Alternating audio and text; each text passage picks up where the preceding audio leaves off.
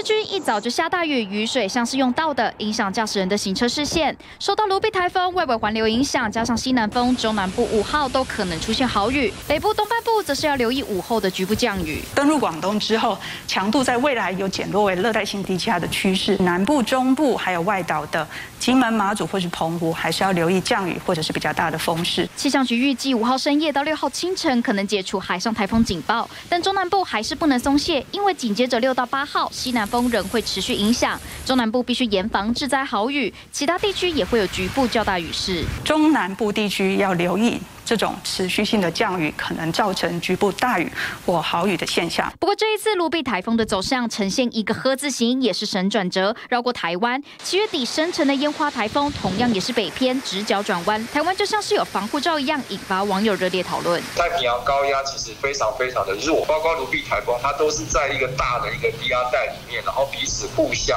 的影响。位于台湾东方海面，另一个热低压最快6号凌晨可能形成今年第10号台风银河，不过路线会往北朝日本前进。气象局预估对台湾影响不大，只是提醒民众，接下来西南风带来的水汽增加，可能影响全台湾。除了中南部之外，周末北部降雨也会增多，要特别注意。记者林伟、苏伟轩。